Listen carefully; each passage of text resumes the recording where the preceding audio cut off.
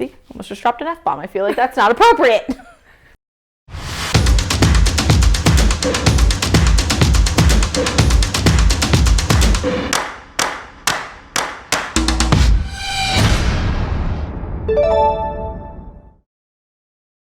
Hi everybody, welcome to NCW. Today we are going to be talking about Grimm Fairy Tales, issue number 95, which will tie in nicely to our second segment, which is going to be Zenescope Book Club with Sarah, where we are going to be talking about Van Helsing, The Darkness and the Light. But before we do that, let's get into Grimm 95. Grimm Fairy Tales, issue number 95, Among the Dead.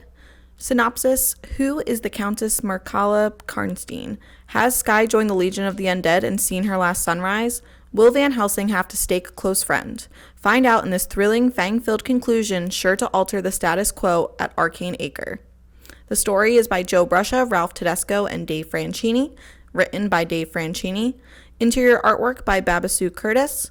Colors by George Cortez. Letters by Taylor Esposito of Ghost Glyph Studios. Editor, Dave Franchini. Production and design, Christopher Cote. And the Grimm universe was created by Joe Bruscia and Ralph Tedesco. Cover A is by Kai Cacao.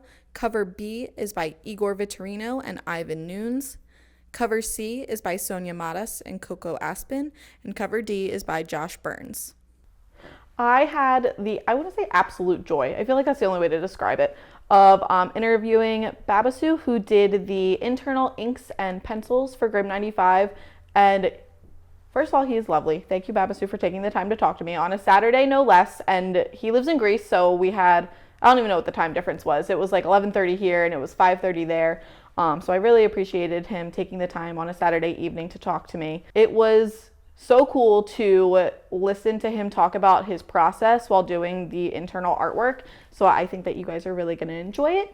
So let's go take a look at that now. Hi everybody, we are here with Babasu all the way from Greece. He is going to talk a little bit about Grimm Fairy Tales issue 95 with us. Babasu, you did all the internal pencils, correct? Yes, I did the internal pencils and the inks. I'm actually doing black and white fully. Awesome. Yeah. So can you just tell me a little bit about your process and when, you get the script and the description of what goes in it, how you decide to turn those words into art? Well, at first, the first thing that I do is to just understand what exactly the writer asks me to do. For example, to see how he opens the scene.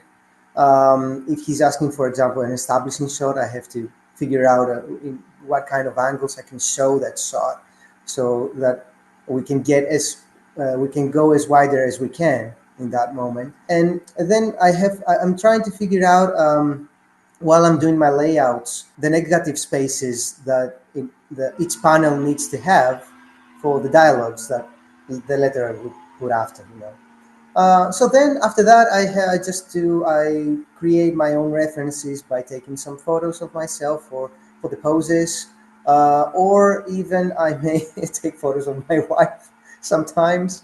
Yes, a bag for that. Especially if I have some expressions that I need to capture, if somebody's angry or happy, you have to figure these out quickly, because there's also your deadlines following you in the back, so you have to be fast. And taking photos, references, or through the internet, it's pretty easy to be faster, to do so. And after that, I start penciling and inking over the pencils. Can you tell me a little bit about Grimm 95? Just, maybe like your thoughts on it. What if there was a specific part that you really enjoyed drawing, or something that was maybe a little bit challenging?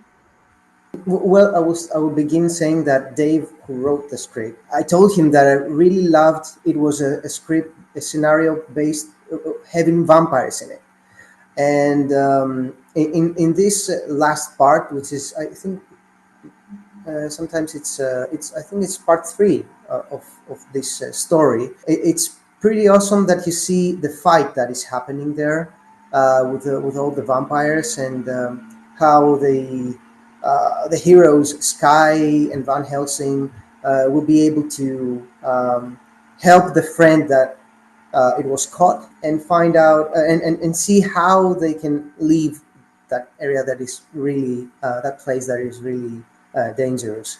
But yeah, the challenging process most of times is that when you have to draw panels, for example, that have plenty of characters in it, because you have to find the composition that fits in how you want to express that dangerous feeling, the mood of the scene. And that's also the composition is really important on the negative spaces that you have to leave for the words there. For example, it's the same thing. Always the composition has the protagonistic role, in creating the page and the panels. That's So yeah, awesome. that's the challenging. That's the most challenging that I get to most issues, but yeah, to that one too. What got you into art? Like, where do you think you started being interested in drawing? Well, since I was a kid, it's not actually the same old story. Like as a kid, I was drawing, but it was a moment that my parents actually realized, because when you like drawing, you just do it. It's just like, for example, other kids that they start playing a violin, for example, and they just continue doing that because they start loving it so much that they just stick to it. So yeah, I was just continuing drawing and drawing, but there was a moment. I think it was like in the third grade, that I started reading comics, Spider-Man, for example, and he's one of my favorite heroes. So that was, I think, the time that I understood that I want to continue doing it. I want to continue drawing, but I would love to also draw Spider-Man. And then I also got some love for dinosaurs, and that created a combination of drawing this stuff, and it just continued and continued until I went to the age of 14, I think, and I realized that this is something as a job, that people do it as a job. And I said, okay, I want to do that, but here in Greece there is not such a thing, as a job. It's not like that. It wasn't back then, and you didn't know where to go to study about it. Then my parents told me that there is a school, fine art school in Athens. So I went there. I studied art and painting, and that helped me a lot to get understand the rules about drawing, and how to do things, and that helped me to improve my skills on the comics. On the age of, I think it was 20 to 21, 22, I think, I went to started doing conventions, attending to conventions, and when you meet the artists that you read, that's the moment that you feel, okay, I think I'm very close to do that thing, to do the job, to do the comics, and that's when I realized that, okay, I'm pretty close. Let's do it. Let's start. I would say I Yeah. did see all your dinosaur stuff because before I reached out to you, I was checking your Instagram and I was like, I love dinosaurs too. So I was like, oh my gosh, these are awesome. So I was really excited to get the chance to talk to Do you. you like dinosaurs? I do like dinosaurs. I've always liked dinosaurs. Like I said, my dad, when we were little, like made us watch Jurassic Park. I remember seeing Oh, the third nice. one at like a drive-in movie theater. And like when I was in high school, like I had all these dinosaur T-shirts and stuff. So I've Nice. always loved the dinosaurs. But again, I can't draw, so I would do like a brontosaurus, but it was like one line, and that was my Okay. signature dinosaur. Nice. Simplicity. It's good. Yeah. Maybe I'll draw it and I'll let Sam put it on here for everybody to see. Um, Great. but I did, yeah, and I looked through. We got our digital versions of Grimm 95, so I got to look through all your art on there, and everything turned out really, really nice. So again, I really want to thank you, one, for taking the time to talk to me, and two, for all of your amazing work for us. Yeah, thank you for having me here. It's Of it's pretty course. amazing, and it's been a while since I did let's say, an interview like this. So thank you again to Babasu for taking the time to talk to me. I did promise everyone a drawing of my dinosaur. And this is why I don't do any artwork. This is the only thing I can draw, maybe a stick figure, but I've been drawing dinosaurs the same way since I think I was 12 years old. Today we are going to be talking about Van Helsing, The Darkness and the Light, which was the first volume of our Van Helsing series. It was published in 2014. Spoilers ahead if you have not read it, but if you have not read it, I don't know what you're doing because it's over 10 years old at this point. So Sarah, by the way. Hello. Sarah, what do you do for Zenescope? What do I do? A little bit of everything. I am the person that sends out emails every day. I update the website, do conventions and VIP events, also social media. So we all wear a lot of hats here. Whenever you see anything on the internet, 9 times out of 10 it was Sarah. But if you want to get started with all your fancy notes. Yes. Yeah, so I made notes. The only thing I like more than reading is talking about reading. So definitely had to get myself prepared. And this was the first time that I read volume 1. Love it. I read it like when it came out 10 years ago. So my memory's a little, like I didn't remember all the things. So it was fun for me too, which I love. Sarah and I are book nerds. So that's why we're doing this. Yeah. When we had an opportunity to sit down and talk about books, we took it. It's a passion project. It is a passion project. These are going to be the longest segments that we ever have. Definitely. Well, and we had talked a little bit about how there's just, when you're coming into a company that had, at the time I started, it was 17 years worth of content. That's a lot to catch up on. So I had mostly focused on keeping with the current stuff. And now that have some time to go back and reread older content, it's been kind of a fun adventure. And I'm really excited that we're jumping into the box set. Right off the bat, page 1, Pat Shan does a great job of introducing us to Liesel and establishing like her voice and who she's going to be as a character. And I think that was really like my favorite thing diving right in is, I know who she is immediately. You know, she's this kind of fish out of water, old-timey girl trapped in the modern world trying to figure out how to adjust to technology, how to adjust to the modern world. And she's very lonely and isolated. You know, her only friend is Sela, and Sela's too busy saving the world to be a friend. I know. And then she's like maybe dating Hades, which is kind of fun. I mean, I love Greek mythology. Yeah. I'm sure we'll talk about it. Eventually we'll get to Belle, because I've never read Belle, and that's one of the ones that's on my list too. And I know that's like heavily Greek myth inspired. So the fact that she's dating Hades, I was like, this is like all the books that I've read. Yeah.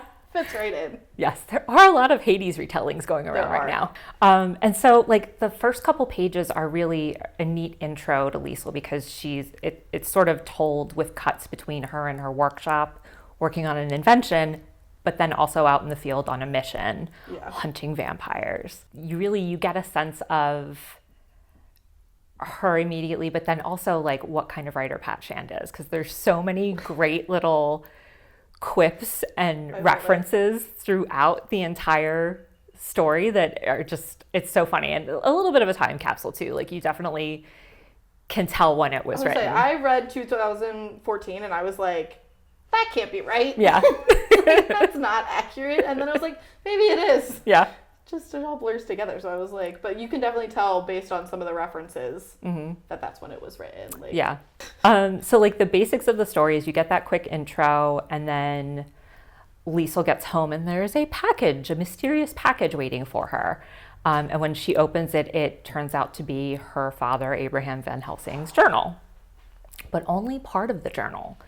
So as she reads through it, it sort of introduces the arc for all of volume 1. She has to solve this mystery of who sent her the journal, where's the rest of it, why did they send it to her? God bless you, because my girl books a plane ticket immediately.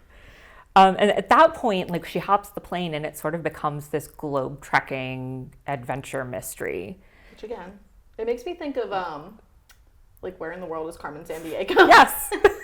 That's great. Like she was just hopping from country to country. She got the red hat. Mm-hmm. I don't know. I'll have to ask if she was Carmen Sandiego as an inspiration. So the next little bit is really like a lot of character intros. She meets our version of Jonathan Harker in Rome, running a little bookstore. So he's running a little bookstore, and he has the next batch of pages for Liesel. Get her one step closer to solving the mystery, but she's not all the way there. Can we talk about Yeah. when she smushes the vampires with the bookshelf? Yes. And when she says, as a book lover, this hurts. I felt that in my soul. Me too. Because all the spiders moving. Sam, you're supposed to kill it. So we're introduced to Jonathan Harker, and then a couple beats later, we also meet Mina Murray. So we're getting an introduction to all the classic Dracula characters. They have such a meet cute, though. I really love their introduction, and I'm excited to see what else happens with them down the line. Well, and again, too, like talking about Pat Shan's writing, like he like leans into those things, like when they're stuck in the closet together, or like, and like that kind of stuff that like every flirtatious. single book trope that I've ever read, like it all fits into that. Which, and to do it in a couple panels, I also feel like is interesting because seeing it in a book form versus the comic book form, I like it's just interesting to me. It is. Because again, believe it or not, guys, I'm not a huge comic book reader. I'm changing that with this, but I usually lean more towards novels. Well, do you know what? And I think that's a really interesting point, because I think for me, it was a struggle to get into short form reading with comics because I was reading novels. And so to not be trapped in my own head so much visualizing everything was an adjustment. It's just there for you, which is actually kind of nice. Like I was thinking about it yesterday, I was like, these are just adult picture books with like more complex stories than Go Dog Go or whatever. Yeah. And, like it's nice because it's quicker to read. It's easier for people who maybe don't like to stare at just words on a page. Okay, so Harker and Mina's meet cute was adorable. They did a really great job of introducing that and visualizing it. And then a couple pages later, we meet Renfield. And I loved Renfield's character design so much. He made me think of like Gru meets Mr. Fester. Yes, Uncle Fester, yeah. With a little bit of Danny DeVito as the Penguin thrown in. Yeah. It was really interesting. I was like, he gave me I mean, he did his job with it. I was like, if I saw this man in real life, it would be... I'm out. I'd be out. So Renfield gives her the third portion of her dad's journal, which also does not solve the mystery, but leads her to the next stage of the adventure, which is a house party at a certain unkillable vampire's castle. Sounds great. Sounds great, right? Like nothing could go wrong there. Okay. So at the terrifying house party, we get our first real introduction to Dracula, and he's creepy as hell. So he looks like someone. When I was looking at him, I was trying to figure out who he looked like. There are a couple pages I have marked because he looks so much like Vincent Price in Profile. The guy from Thriller is a reference everybody understands, right? Thriller, like the music video. Well, which one? Okay, I know who he is. Yeah, Vincent Price, legend. Oh, here we are. There's Dracula. I got him. He was in Edward Scissorhands. Did you ever see Edward Scissorhands? I've never seen Edward Scissorhands. What is going on in your family? House party with Dracula. He gets Liesel trapped, and then we get the big reveal. And I don't know if we should spoil that. Can we do a big spoiler? Spoiler alert. Spoiler graphic. alert. Stop right now if you haven't read it.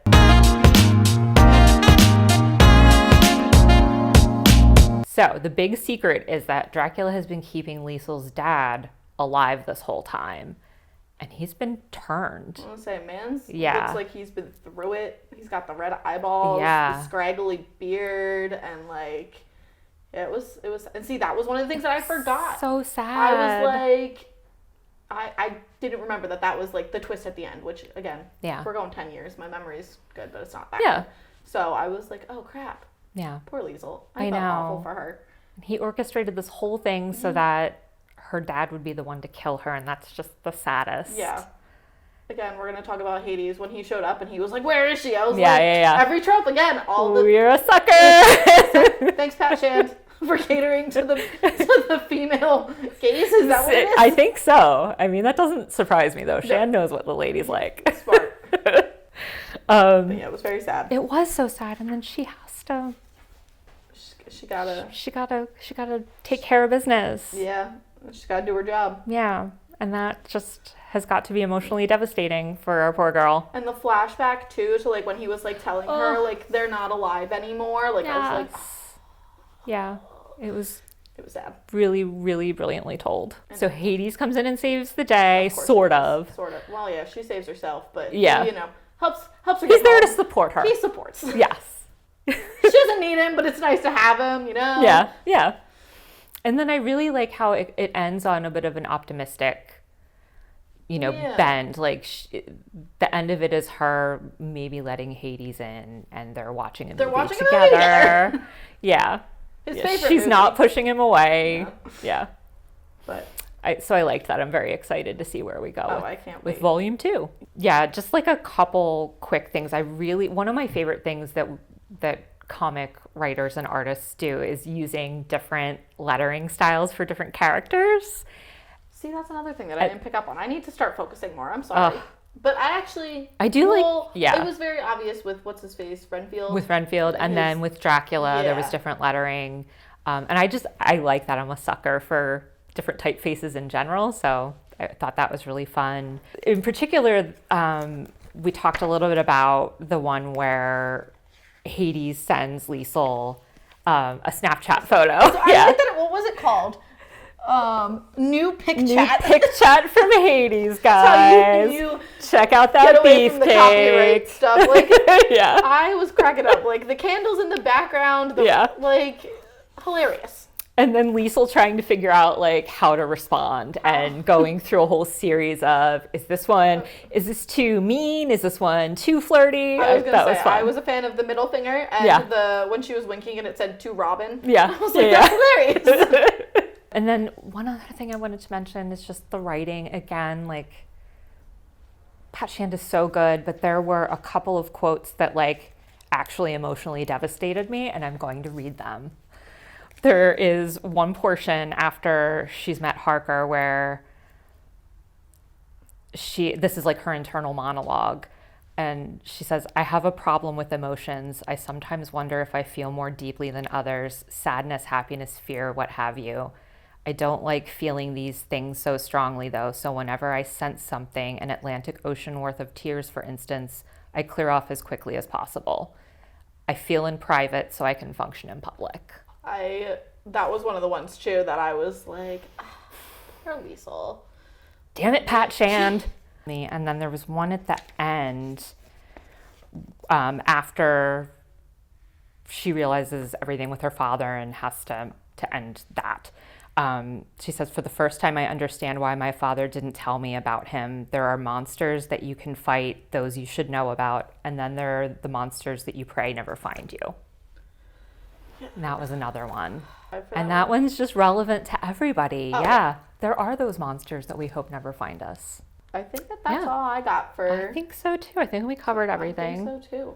Thank you, Sarah, for hanging out with me. I think this is going to be my favorite segment. Yeah. Yeah, we get to talk about books every month. I'm in. Thank you for joining us today. Thank you guys for watching. I hope you enjoy listening to Sarah and I talk about books. Next time, we will be talking about Van Helsing versus Dracula. We will go through all of the Van Helsing, at least the box set. Yeah. And then we'll switch it up to a different one. But I'm excited to find out how Liesl's journey doesn't end, because it's still kind of going on, sort of. Mm-hmm. But where it goes from here. Thanks for watching. Bye. Thank you everyone again for joining us for NCW this week and for listening to me and Sarah talk about Van Helsing, The Darkness and the Light during our Zenescope book club. Upcoming live events, we will be in Hagerstown, Maryland at 4 State Comic Con from 4/26 to 4/27, and we will also be at Super Jersey Comic Con that same weekend. That is at the Dome at Adventure Crossing. And then Free Comic Book Day is 5/3. Jason will be traveling to Battlegrounds in Georgia. Our upcoming virtual events, we have our VIP Q2 Summit on 4/17 and our Superhero Virtual Con on 4/28. Our next virtual convention will be May the 4th on 5/4, and then be sure to check out our retailer live stream on 5/6. Be sure to check out both of our current Kickstarters, we are doing Alice in Zombieland, as well as our Grimm Fairy Tales Unbound deck building game. As always, thanks for watching. If you are interested in any of the stories we talked about today, you can get them on our web store, www.zenescope.com, and I will see you guys next week.